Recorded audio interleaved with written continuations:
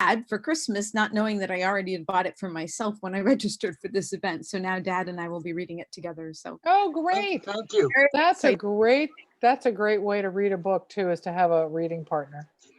can I say one more thing? So David Neff, my dad and I both read your book about, canoeing on the Allagash in Maine, because Dad's from Maine. And then he shared your book. I loved your book, and I gave him a separate copy, and he shared it with all of his friends. So anyway, that's it. I'll back to mute.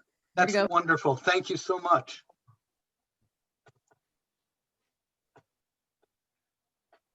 Well, welcome all of you. We're just giving it a minute or so to let more people sign in. Because I know that they're still probably looking for their email that had the Zoom link, even though there was a reminder.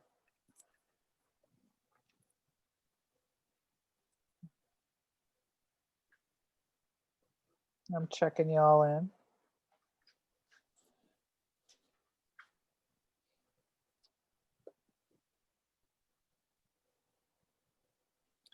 So who's still hiking in this weather? As it gets a little colder? Yeah. Yeah, David, you two, I'm not surprised. We'd surprise you if we weren't hiking. Yes, exactly. I'm hoping we don't end up having a winter that is ice instead of snow. I mean, that's tough. It's also tough on the plants, the wildlife. So I'm really hoping. We could use a snowy winter. And a cold one too, to kill a lot of the harmful bugs beating on our trees. And Lyme ticks. Yep. But we'll see.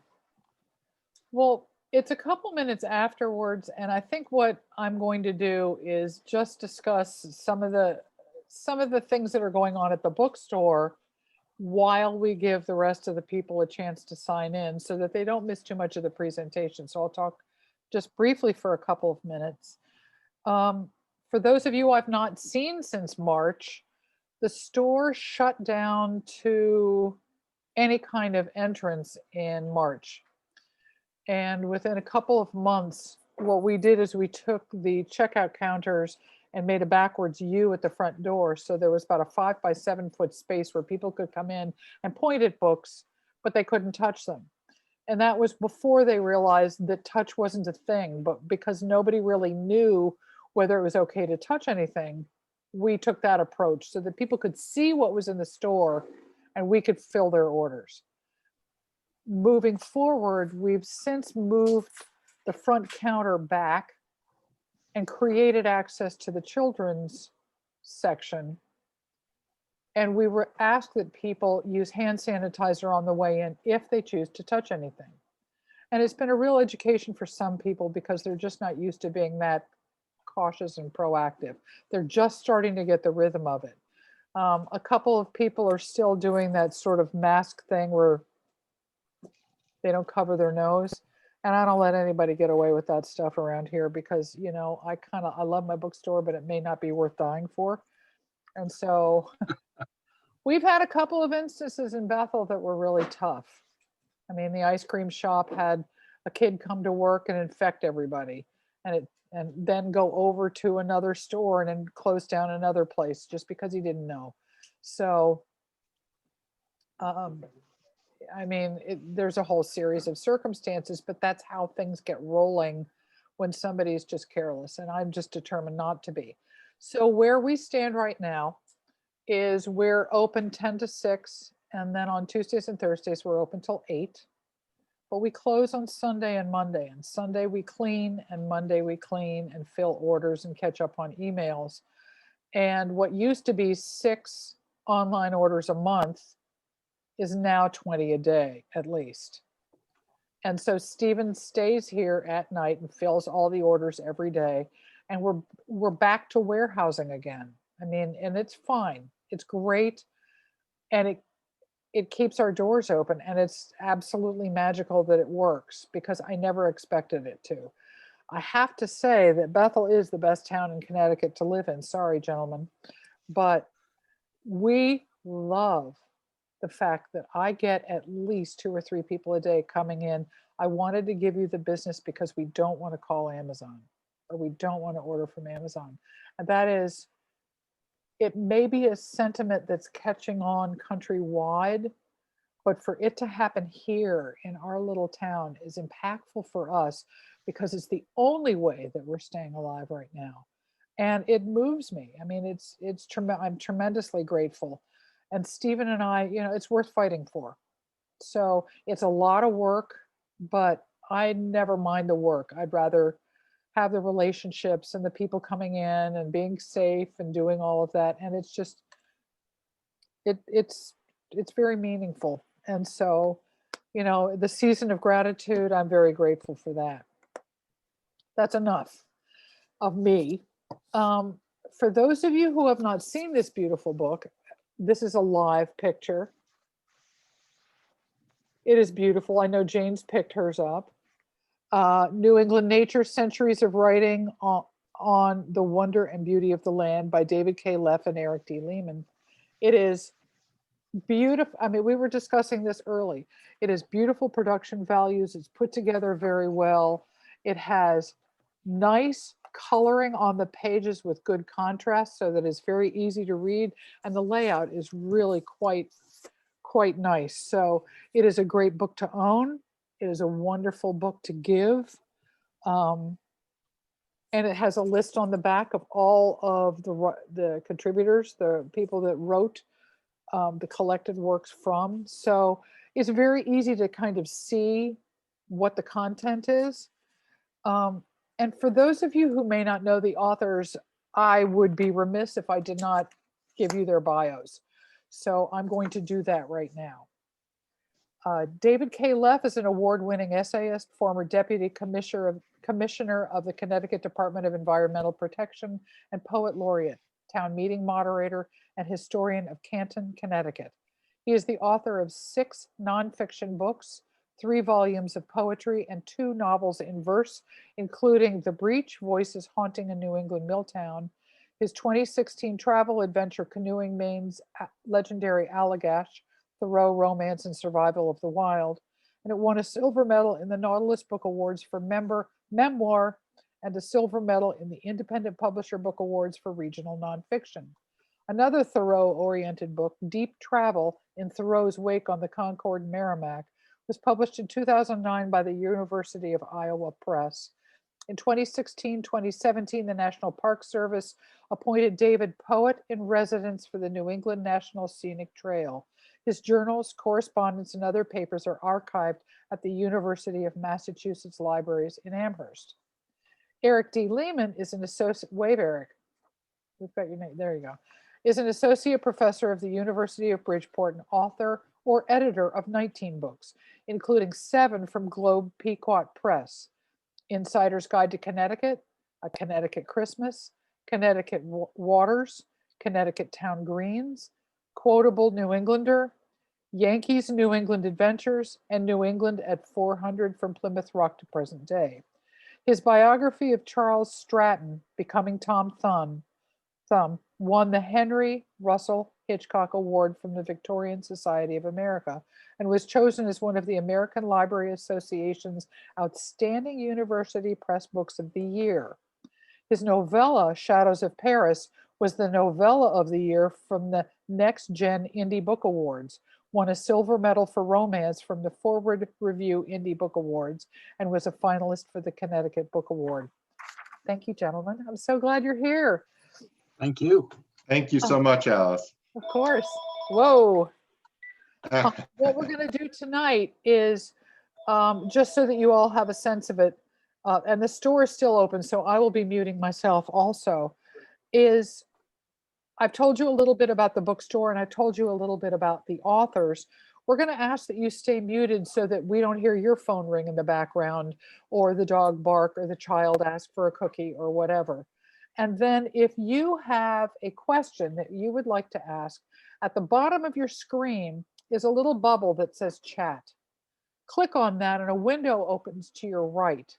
And that tells you where you can type your question. So go ahead and type a question there, and then we can circle back and I can unmute you and ask you to ask your question as the evening goes. But first we're going to hear from Eric and David going back and forth, and we're going to hear some pieces from the book.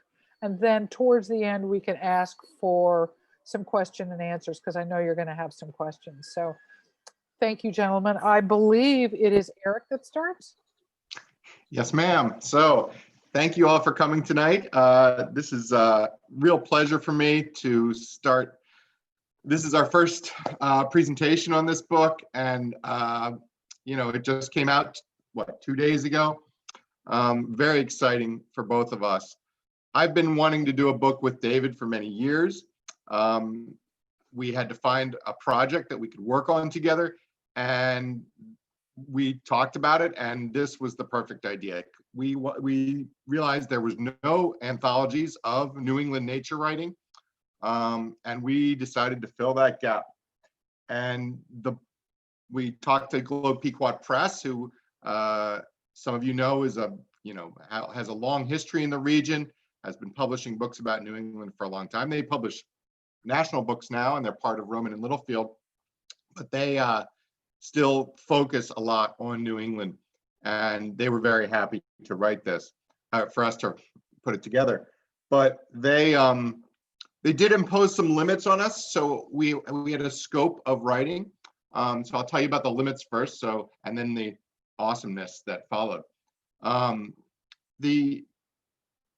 First of all, as anyone in here who's a librarian knows, if things are in copyright since the 1920s, they can be a variety, can be expensive, they can be, so our publisher did not really want to pay for that. And they also decided they didn't want poetry, which David, I know, was very disappointed about.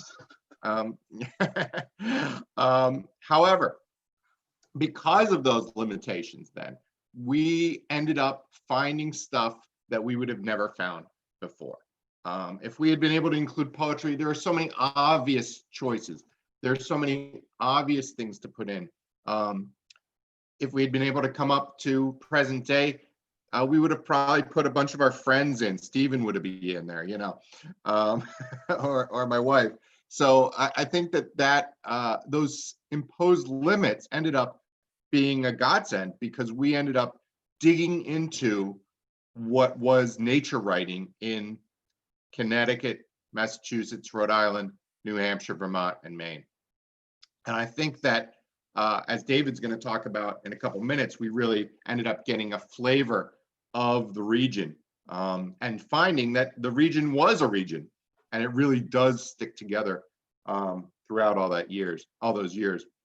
We ended up having a range of what we might call nature writing. Today, you might think nature writing, you probably think either environmental writing, which we definitely found a lot of. You might also think that sort of poetic nature writing, descriptive nature writing, and of course that was also something we found. But we also found a lot of early science writing from people like Jonathan Edwards or Elizabeth Agassiz. We found philosophical writing, of course. We found other nature writing. Nature meant different things to different people. To someone like James Mars, who was a slave here in Connecticut, nature meant a place to hide.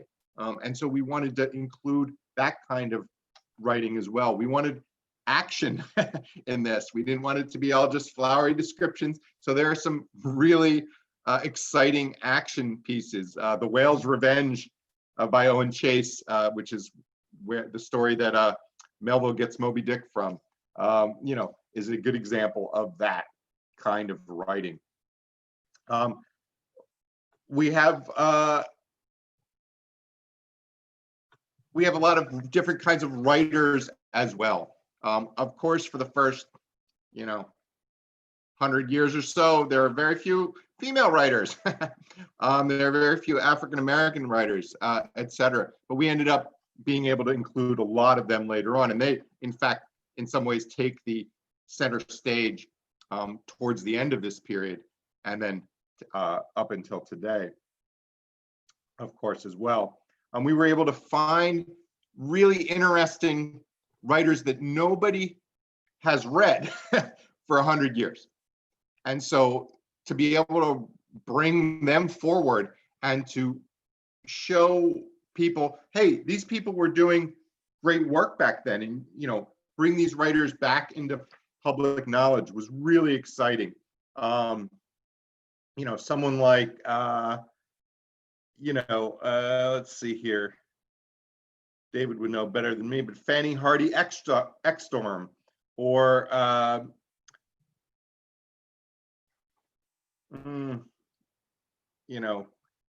Wilson Flagg, or somebody like that, who just people have not read for 100, 150 years. We also included writers who you might not think of as nature writers, but who are doing nature writing with some of their stuff. We're going to talk about one or two of them a little later, but someone like Mabel Osgood Wright, who's founded the Connecticut Audubon, is obviously a nature writer, but someone like Jonathan Edwards, the minister, is probably not on your list of people who you think of as nature writers. So this is the scope of the book. We ended up having a wonderful time finding many different people to include and many different types of writing to keep this book interesting. It goes back and forth. You're never going to be bored by long descriptions of birds, and then long descriptions of the ocean, and then long descriptions of a fox, or whatever. You're going to be jumping all over the place.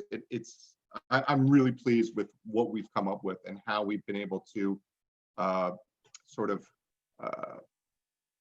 highlight all these different writers, and yet they all have something similar to say about New England nature. So I'll throw that over to David, and he can tell you a little bit about what we found as far as what is New England nature. Why New England nature? Thank you, Eric. And Alice, thank you for providing the opportunity, and all of you out there in Zoom land for joining us tonight.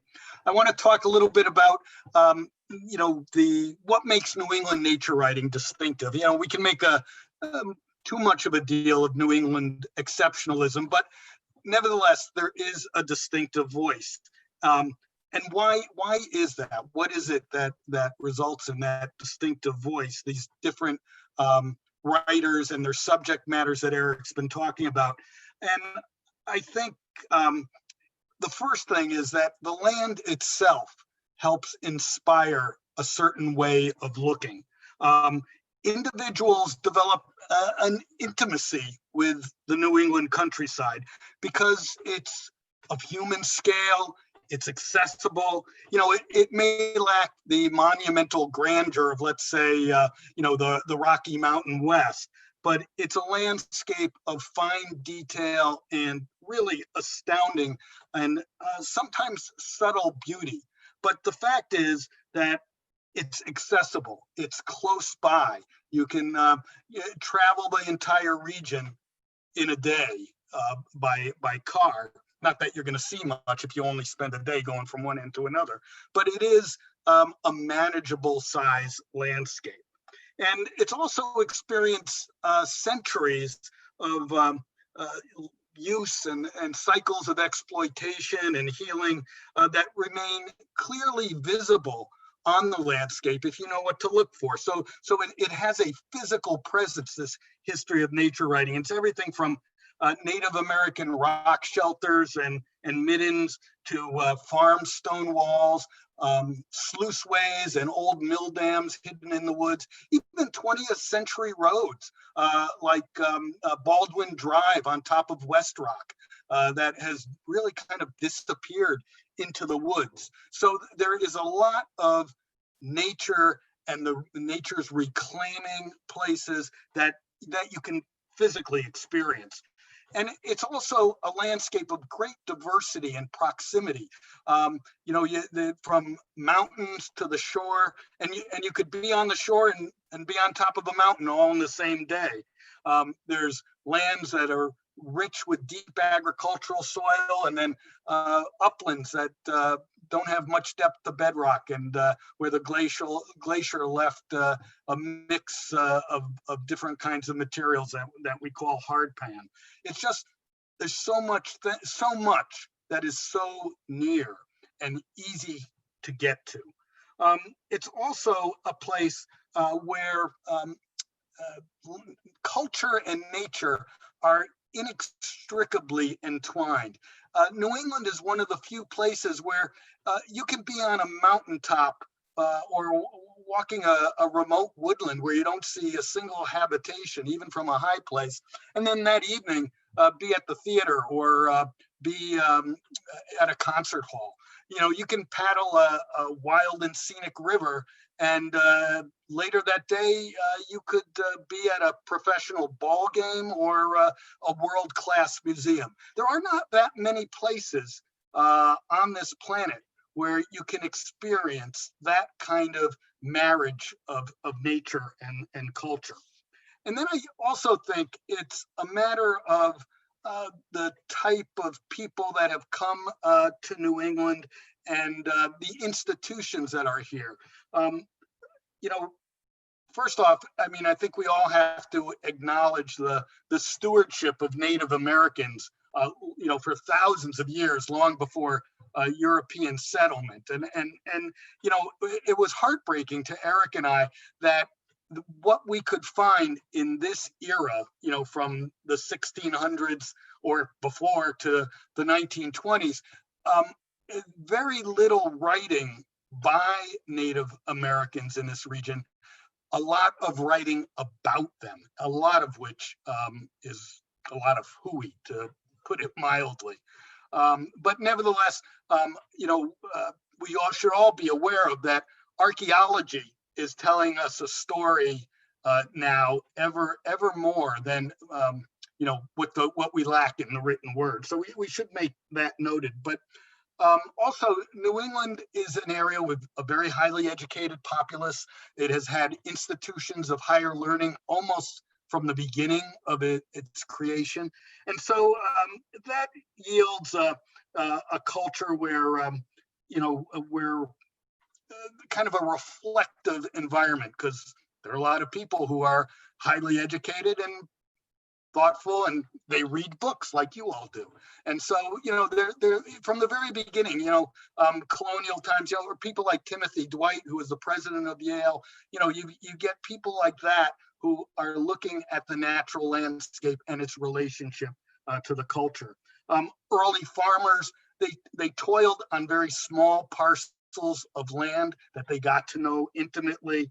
Our 18th and 19th century seaports brought new ideas to New England about land use, but also it brought wealth to New England and allowed people the luxury of contemplation of the landscape from the values that the natural world has. And then the Industrial Revolution in this country started here in New England. And it not only resulted in an extreme exploitation of natural resources in a way that a lot of us would find horrifying today, but it also resulted in a blowback against that got people to thinking about nature as a value in itself. So you know, nature became more than a struggle. It became a place where people could find relief from that new fast-paced industrial society, which today seems so slow to us. Then, you know, immigration to this part of the world also brought a lot of new ideas and ways of looking at things. And, you know, finally, with the exception of Boston, our cities are relatively small. And so the natural world, the countryside, was accessible to people in a way that a lot of other places weren't. Because even if you lived in a city, it wasn't hard to get away. I mean, you know, the stories of Mark Twain walking from Hartford with his companion, the Reverend Eric, you probably remember his name. It's escaping me right now, but he had a good friend who he walked to Talcott Mountain with. Eric. I don't remember his name on the top. Oh. Howells, right? No. No. Anyway, it doesn't matter. But, He was his other- people could get away from a city life and into the natural world more easily than in a lot of other places. So, that's why the New England landscape, the writers who delved into it, that's why they had a different kind of voice. Part of it was about the culture, and part of it was engendered by the land itself. So with that, Eric, if you want to start with our first excerpt. It was Joseph Twitchell, David. That was the guy. Yes, that's it. Joseph Twitchell. So I'm going to start tonight with one of our writers. We're going to share just a few of the many writers that are in here. I think we have 60. This writer, this person is going to be no surprise to anyone who has been to Bird's Books. His statue lives right across the street. It's P.T. Barnum. And we might not think of P.T. Barnum as a writer, but in fact, he was a accomplished travel writer, wrote for a lot of magazines. Of course, he wrote a lot of advertising. He was good at that. And his autobiography, The Life of P.T. Barnum, later called Struggles and Triumphs, he actually revised it a number of times during his lifetime, but it was one of the top 10 works of nonfiction in the 19th century. It sold, nobody even knows, hundreds of thousands, maybe millions of copies.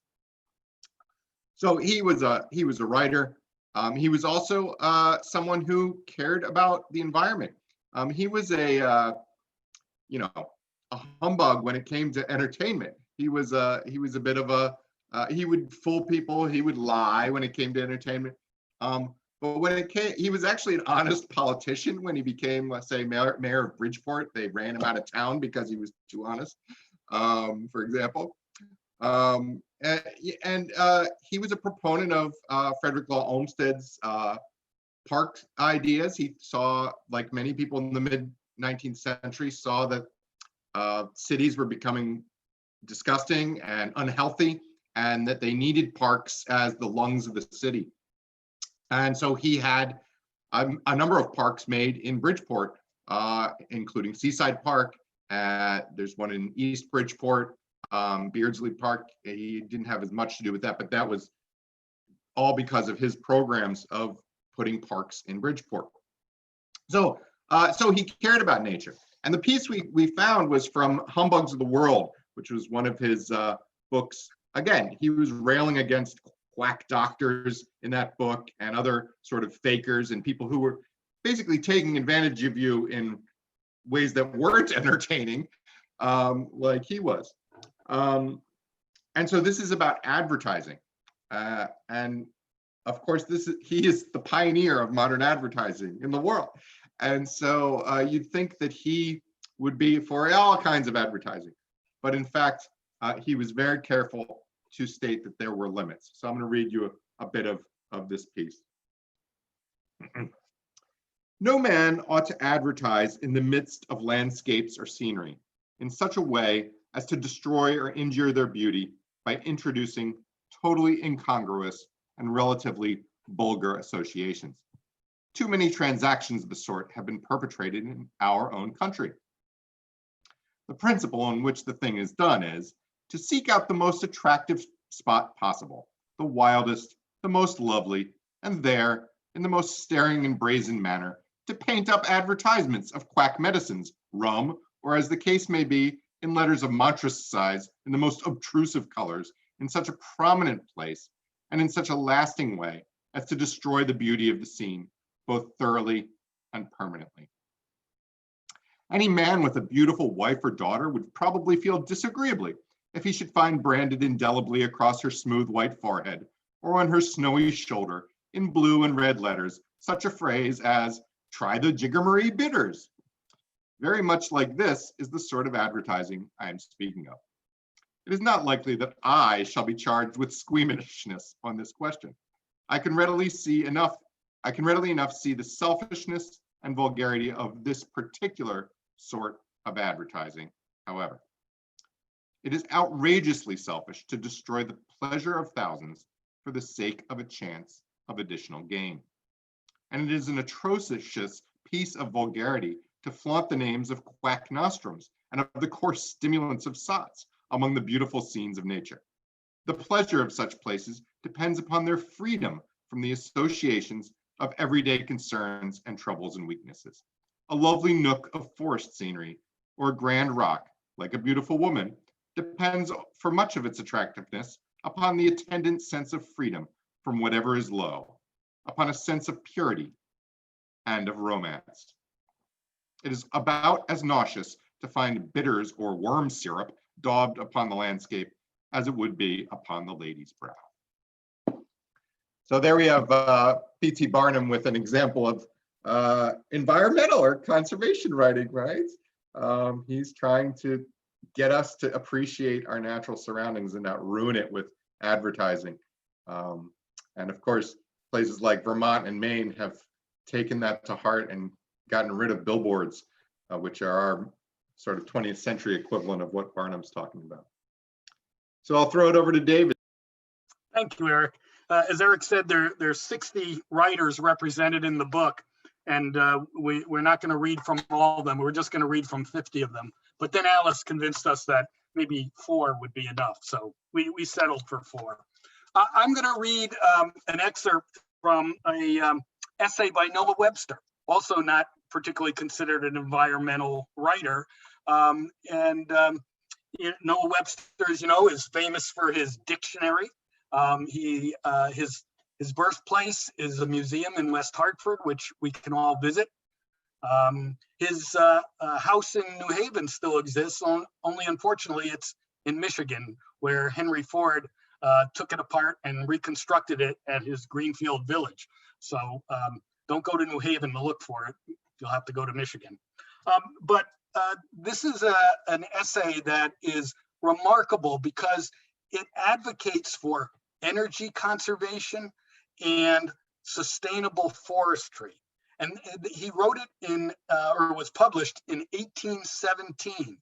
And these are issues that are even more important today than they were back in his time. So it's just remarkable that he was writing about it. And coincidentally, the essay appeared in the Hartford Courant on the 22nd of April in 1817, which we now celebrate as Earth Day. So an interesting historical coincidence. So this is called domestic economy. When our ancestors first planted their habitations in this country, the first object was to clear the land for tillage, mowing, and pasture. Wood was an encumbrance, and it was consumed without regard to quantity. In conformity with this object, wide and deep fireplaces were constructed, for it was less labor to roll heavy logs than to cut and split them. Almost 2 centuries have elapsed since this work of destruction has been carried on without intermission. Our habits have been formed upon this practice, and an annual consumption of 30 or 40 cords of wood by a family is considered as necessary and as a matter of course. Provident men, however, begin to cast about for the means of saving fuel. In truth, our country cannot sustain the present consumption of wood for a century to come. We must either reduce the annual consumption within the limits of the annual growth, or that time will arrive when we must search the bowels of the earth for fuel. And if we are not able to find it in the interior of New England, we must import it, or we must abandon the soil. It is of more importance to attend in season to this object, as at some future time we must depend more on manufacturers for our clothing and utensils than we do now. And how are our manufactories to be supplied with fuel? The first object that requires attention is to nourish and increase the growth of trees for fuel and timber. Every farm should contain a tract of land covered with trees, the annual growth of which should be equal to the necessities of one family at least. Experienced farmers will best judge the best mode of treating woodland for the preservation of the wood and for encouraging the most rapid growth. The next object is to reduce the amount of consumption.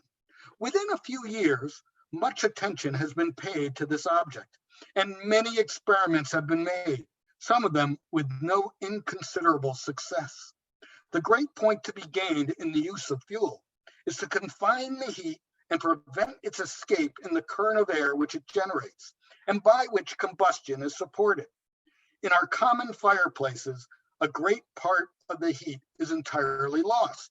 A large fire can be nourished only by a strong current, or a continual access of a large quantity of fresh air.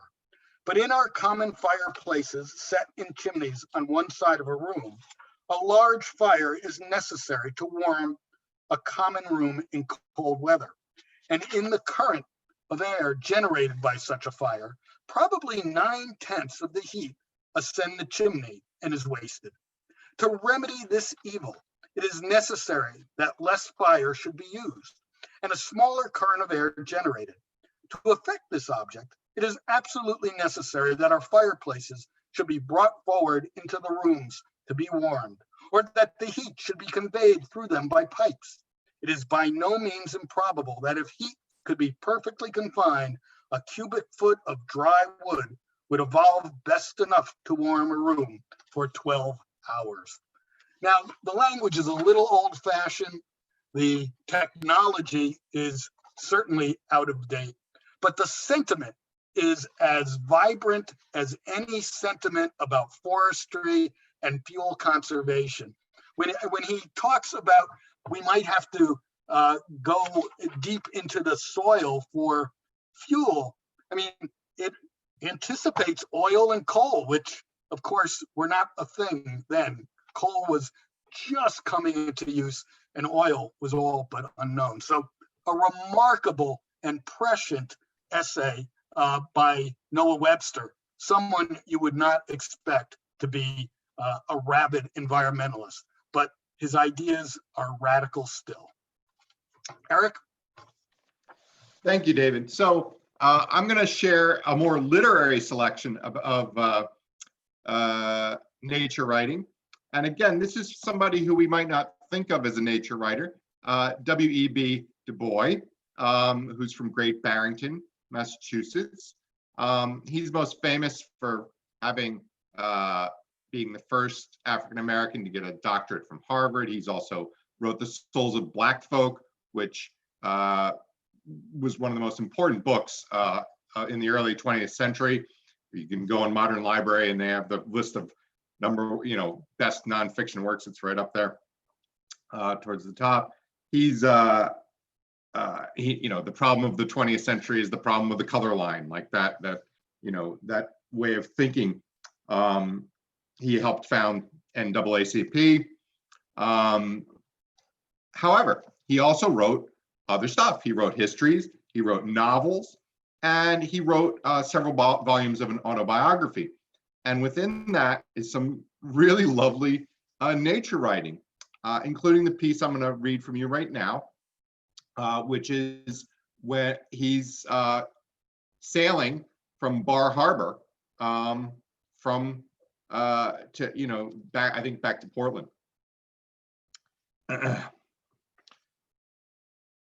There, mountains hurl themselves against the stars, and at their feet lie black and leaden seas. Above float clouds, white, gray, and inken, while the clear, impalpable air springs and sparkles like new wine. Last night, we floated on the calm bosom of the sea in the southernmost haven of Mount Desert. The water flamed and sparkled. The sun had gone, but above the crooked back of cumulus clouds, dark and pink with radiance, and on the other sky, aloft to the eastward, piled the gorgeous curtained mists of evening. The radiance faded, and a shadowy velvet veiled the mountains, a humid depth of gloom behind which lurked all the mysteries of life and death, while above, the clouds hung ashen and dull. Lights twinkled and flashed along the shore. Boats glided in the twilight, and the little puffing of motors droned away. Then was the hour to talk of life and the meaning of life, while above gleamed silently, suddenly, star on star. Bar Harbor lies beneath a mighty mountain, a great bare black mountain that sleeps above the town. But as you leave, it rises suddenly, threateningly, until far away on Frenchman's Bay, it looms above the town in withering vastness, as if to call all that little world petty save itself. Beneath the cool, wide stare of that great mountain, men cannot live as giddily as in some lesser summer's playground. Before the unveiled face of nature, as it now lies naked on the main coast, rises a certain human awe. God molded his world largely and mightily off this marvelous coast, and meant that in the tired days of life, men should come and worship here and renew their spirit. This I have done, and turning, I go to work again. As we go, ever the mountains of Mount Desert rise and greet us on our going, somber, rock-ribbed, and silent, looking unmoved on the moving world, yet conscious of their everlasting strength. About us beats the sea, the sail-flecked, restless sea, humming its tune about our flying keel, unmindful of the voices of men. The land sinks to meadows, black pine forests, with here and there a blue and wistful mountain. Then there are islands, bold rocks above the sea, curled meadows. Through and about them roll ships, weather-beaten and patched of sail, strong-holed and smoking, light gray and shining. All the colors of the sea lie about us, gray and yellow and greens and doubtful blues, black, not quite black, tinted silvers and golds and dreaming whites. Long tongues of dark and golden land lick far out into the tossing waters, and the white gulls sail and scream above them. We skirt the pine-clad shores, chary of men, and know how bitterly winter kisses these lonely shores to fill yon row of beaked ice houses that creep up the hills. We are sailing due westward, and the sun, yet 2 hours high, is blazoning a fiery glory on the sea that spreads and gleams like some broad, jeweled trail to where the blue and distant shadowland lifts its carven front aloft, leaving, as it gropes, shades of shadows behind.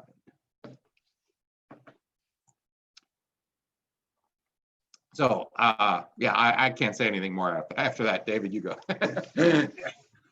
I'm going to read two short excerpts from Edith Wharton's 1911 novel, Ethan Frome. As fiction is usually eclipsed by poetry or first-person essays in nature writing. But a lot of really fine nature writing is embedded in novels. And we've selected a few in this book. And one of them is this book by Edith Wharton. Edith Wharton was born to wealth. She was the first woman to win the Pulitzer Prize for fiction. Her home, the Mount, is in Lenox, Massachusetts. It's a public museum, and you can go visit, and I would urge you to do so. She isn't really thought of as a nature writer, although she did write about landscape design, but not necessarily strictly about nature. And here you can see the character of Ethan Frome, who lives a very kind of bleak, despairing life as a poor farmer and mill hand. His character is really fused with a stark landscape in which he lives. It's very different than Wharton's other novels, which are generally about social relations among very well-to-do people. But I'll read a couple of excerpts, and I think you'll see how character and landscape become one. This is from Ethan Frome. The next morning when I looked out, I saw the hollow-backed bay, a bay being a type of horse, between the Barnum spruces and Ethan Frome. Throwing back his worn, bare skin made room for me in the sleigh at his side. After that, for a week, he drove me over every morning to Corbury Flats, and on my return in the afternoon, met me again and carried me back through the icy night to Starkfield. The distance each way was barely 3 miles, but the old bay's pace was slow, and even with firm snow under the runners, We were nearly an hour on the way. Ethan Frome drove in silence, the reins loosely held in his left hand, his brown seamed profile under the helmet-like peak of the cap, relieved against the banks of snow like a bronze image of a hero. He never turned his face to mine, or answered, except in monosyllables, the questions I put, or such slight pleasantries as I ventured. He seemed a part of the mute, melancholy landscape, an incarnation of its frozen woe, with all that was warm and sentient in him fast bound below the surface. But there was nothing unfriendly in his silence. I simply felt that he lived in a depth of moral isolation too remote for casual access. And I had the sense that his loneliness was not merely the result of his personal plight, tragic as I guessed that to be, but had in him the profound accumulated cold of many Starkfield winters. And I'll read one more short excerpt. As I lay there, the window pane that faced him growing gradually lighter, inlaid upon the darkness a square of moon-suffused sky. A crooked tree branch crossed it, a branch of the apple tree under which, on summer evenings, he had sometimes found Maddie sitting when he came up from the mill. Slowly the rim of the rainy vapors caught fire and burnt away, and a pure moon swung into the blue.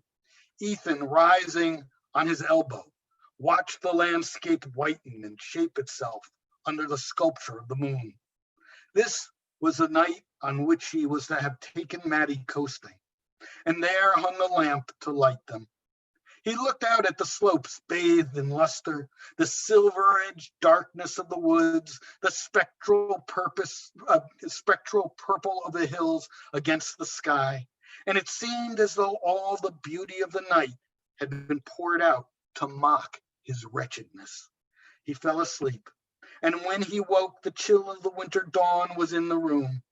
He felt cold and stiff and hungry, and ashamed of being hungry. He rubbed his eyes and went to the window. A red sun stood over the gray rim of the fields behind trees that looked black and brittle. Now, this is something written with the purpose of expressing a character and advancing the action in a novel. It's not really written as nature writing, but you can't tell me that this isn't some of the greatest nature writing ever put down in a book. It's just fabulous. And so are a lot of other novels by writers who fuse their characters with the place and the action with the places they live. Another novel that we have, or not novel, but piece of fiction, is an excerpt from a story by Nathaniel Hawthorne. And it's not, limited to New England writers, but this particular character of the New England landscape really brings out a certain kind of personality in these characters described by these authors. So that's the extent of our presentation, and I thank you all for joining us, and we'd really welcome questions. So if you have any, please serve them up. Don't all try to struggle to get in at once. Well, when you talked about Noah Webster, and I'll just start with the first question, you talked about consumption of wood. It's interesting to hear in this day and age about an entire, him suggesting having a whole forest basically planted next to his place to supply the wood for, his fireplace. It just, in this day and age, to think of that much space belonging to one person is so foreign in some ways, but it is an environmental ethic that I find so interesting. But it was interesting to hear his thinking, because I don't hear that kind of thinking in much writing from that period. Did you find that to be true? No, I mean, he's groundbreaking. Yeah, I mean, Yeah. at that time, that people were all, the the land is ours to use and we're gonna, you know, exploit it, you know, and they didn't even think about it like that. It wasn't even on their radar like we have the exploiting or conserving. They didn't even have that dialectic, those two ideas. That wasn't even on their radar. They didn't even think that way. And so for Webster to think this way is really, yeah, groundbreaking. From a Wonderful. historical perspective, though, when did the wood stove come in? It came in before this, but it wasn't widely used. I mean, it cost money for a wood stove, and you already had a fireplace in your house, so you used the fireplace. You know, the Franklin stove, you know, was one of the first great innovations in the use of the wood stove, and that came earlier. But you know, what we really don't understand is that this scarcity of wood, this potential scarcity, was a real issue because that was the principal fuel. It wasn't until the 1820s or the 1830s that coal came in as a source of industrial fuel and even as home heat. And even into the late 19th century and early 20th century, especially in northwestern Connecticut, where the iron industry was very strong, they still needed charcoal to make iron because it burned much hotter and purer. And so, you know, while we enjoy a landscape that is about 60% forested in Connecticut, despite all the development that has occurred since Webster's time. In his time, you know, probably more than 60% of the landscape was denuded of trees for industrial fuel, home heating, as well as lumber for building. I have a question from Jan. Do you want to ask your own question or do you want me to read it? You want me to, are you gonna? Go ahead and unmute. Do you want me to read it? Can't unmute. Got it. There you go. You got There it. I am. Yeah, you asked a really good question in the chat. This book is amazing, and I really am interested in your process. How did you actually, with all of this, how did you find and decide on the entries? Dubois, I'm familiar with his writing as an emancipator, you know, wonderful, wonderful, incredible writer, but I have not thought of him as a nature writer. And what you read is beautiful. How did you go about putting this together? Well, I see in the chat you say, how difficult was it?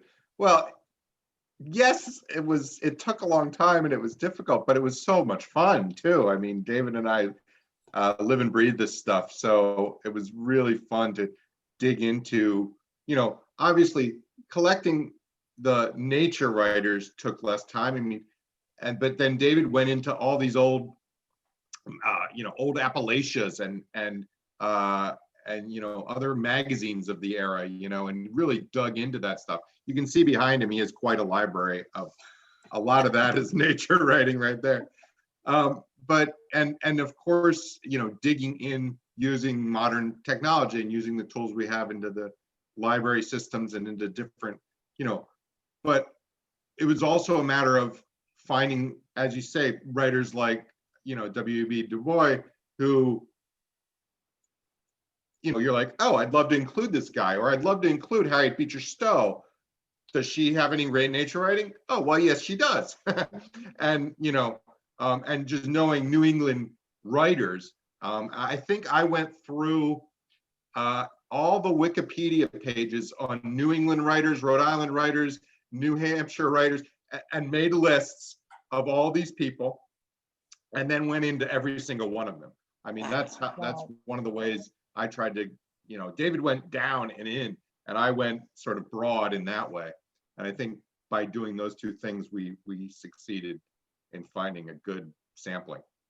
This is And it also became kind of addictive. It was really a lot of fun because we were discovering people who had been forgotten for a century or more. As Eric pointed out at the beginning, you know, it really turned out to be a blessing that we were limited to things out of copyright, because if we had from the 1600s to 2020 we wouldn't have been able to include a lot of these wonderful authors who have been forgotten and for whom we were able to give a voice. And it was really a delight. And, once you start looking and you find one writer, sometimes in a footnote or in the text, they may reference another writer. So you jump from one to another. And it was kind of a little bit of Sherlock Holmes work. And it became kind of like a game to find all these writers. So it really was a joy. And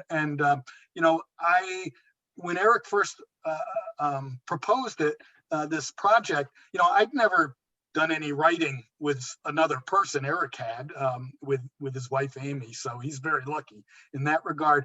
But I was really hesitant because I had no experience in doing that. But working with Eric was a delight. I mean, we see eye to eye about these writers, and the disagreements that we had were mild and also enlightening. I mean, they were really. They moved us along rather than stymied us. So it was really a fun project. I see that Priscilla asked if there might be a second book of New England nature poetry. Well, if we can find a publisher for it, I'd be all in favor of it. I will tell you that I'm working on a book of poems about Henry David Thoreau. There have probably been more poems written about him than any other non-religious figure. There's probably 400 to 600 of them, and I keep discovering new ones. This book will have 50 and then an appendix with a list of another 50 or 60 or so. And I'm also working on a book of my own poetry, which will be strictly nature and environmental writing. So it answers the question a little obliquely, but that's the state of things.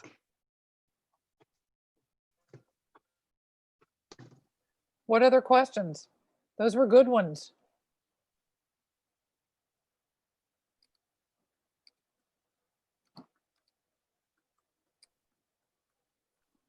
Professor Naraki, do you have any questions? I did. I just put it in my chat. It's a little bit of a follow-up to what you guys were already talking about. But apart from the poets, were there others who fit in the public domain category, but for whatever reasons, because of length or because of some other obstacle that you weren't able to include but wanted to? And then kind of as a follow-up to that one, do you have individual favorites besides the ones you read? I don't remember if there were any ones that we wanted to include but couldn't because of some problem. David, I don't know. No. No, I don't think so. I mean, we may discover somebody that we overlooked and would have liked to include, but yeah, I mean, we did want to include some Native American writings, but we were really on everything we found about Native American experience in the natural world in this time period were written by white people about Native Americans, and that really wasn't appropriate. So that is, I think that might have been our principal frustration. I'm trying to think of what our favorites were. My favorite is, I mean, there's so many in here I love. I mean, Mark Twain's account of New England weather is just hilarious. I liked some of the stuff David found, like, he had the unenviable task of choosing one piece from Thoreau. That was part of his duties. And I mean, how do you choose from all this stuff? And he found a really interesting little piece that I had never read before and was really, really wonderful. Oh God, I don't know. I mean, I know I'm going to get a lot of pushback from my fellow Thoreauvians about that piece because it is, widely quoted, the contact piece from his essay, Katahdin, about his ascent of the mountain. And but I included it because it is ecstatic in its experience of nature and really unique in all the writing that is in this book.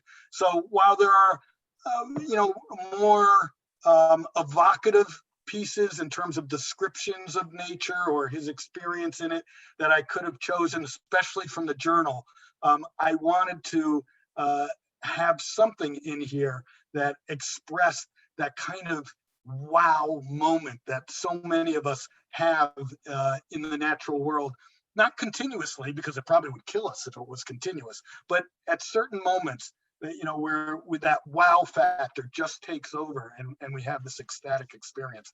So that's why I included it, even though it has been widely republished. It's interesting because Priscilla brought up something about publishing in general, because I know that a number of both of your works have gone through Homebound, which has now become quite a bit more accessible by being a subsidiary of IPS and Ingram. I mean, for us to be able to get them is amazing. And this book is Globe Pequot, and they're a major player, so it wasn't difficult to get the book.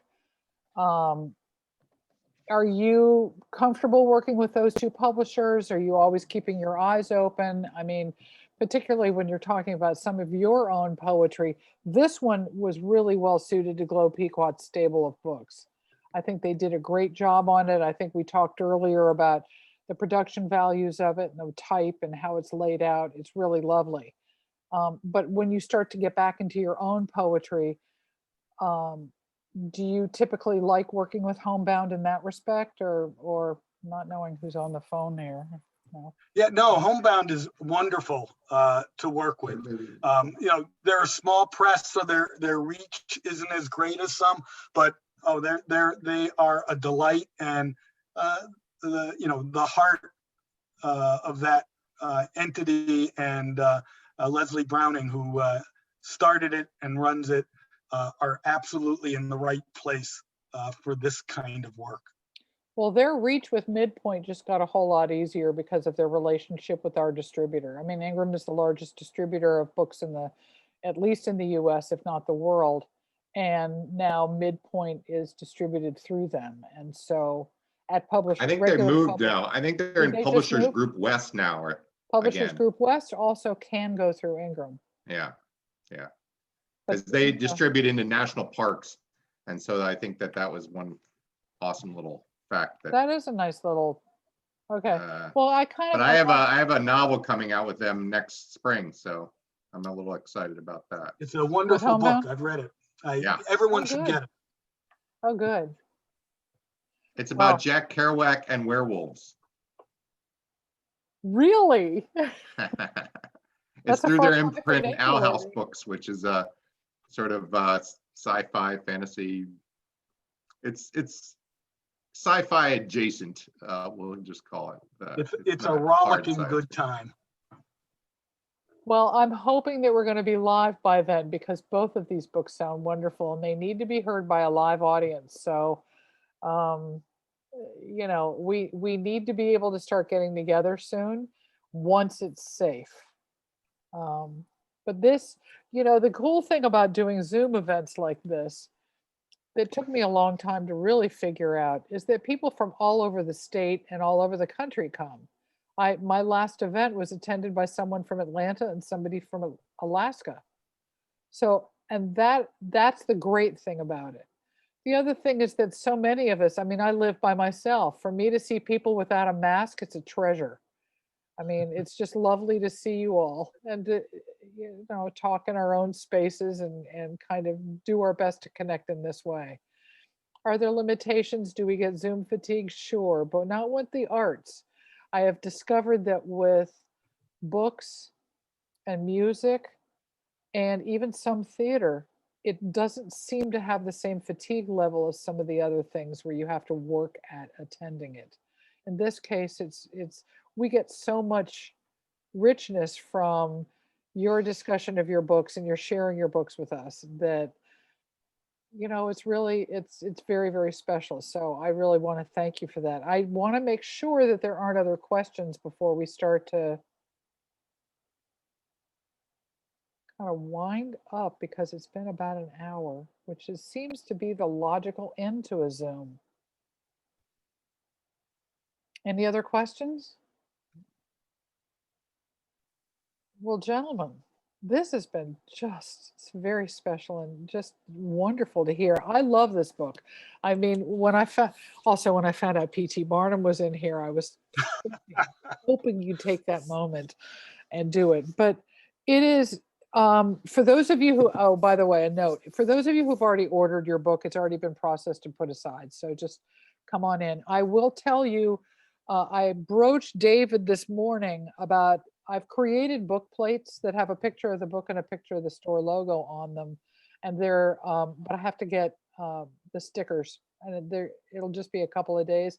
And I'm going to send them to David and then send them over to Eric, who's going to send them back to me, and I will put them in the books. So if you want to leave your book here, I will have book plates for you probably within 10 days, unless you need to mail one somewhere. So connect with me if you have, something. I can always just save a plate and you can have one. So if you get a book from us, we're going to have nice book plates that I'm just going to send over to the gentleman, and they're going to send them back to me. And that way we can all have something that's a little bit special, but we can all be safe at the same time. So, And I promise to practice my penmanship, so yes, please my do. signature will be legible. Your signature's fine, but that's a signature, You should see some of the other signatures I've got here. If I didn't tell you who it was, you wouldn't know. So, no, what a signature in a book is something that's very special, and we really just want to distinguish ourselves by the people that we host here having books that have signatures, so that there's that personal connection. I mean, any personal connection that we can make right now is, I think, important. So thank you for doing that. And I'll send envelopes, and we'll just keep forwarding them around until we get as many as we need. So thank you both for that. Thank you, Alice. And I put a link to the book in the chat, but just call the store. We don't leave. We just kind of stay here forever. And we'll hook you up with a nice book. It's really a lovely book, and you guys did a great job putting it together. I love that it's chronological. I love that you can see the style of writing change also as the book progresses, because some of it is, you start out with such rich and antiquated language and vocabulary we don't use anymore, to by the end it has evolved, and it's interesting to watch that as well. So Thank you for inviting us, Alice. Thank you, of course. Wonderful. Oh, I love your Yes. work. And thank you all for coming tonight. It was great to see the faces of nature lovers in the audience and lovers of books. So it's always a pleasant change from my usual Zoom meetings. Well, great. Thank you, gentlemen. And Priscilla, the answer is yes. Just give me a call, and this has been videoed, and I will send you all a thank you for attending email in the next day or so with a link to the video, in case you want to share it with your friends and tell them how special this wonderful book is. So good night all, and thank you so much. I really have enjoyed it. It's a very special evening. Thank you all. Happy holidays to all.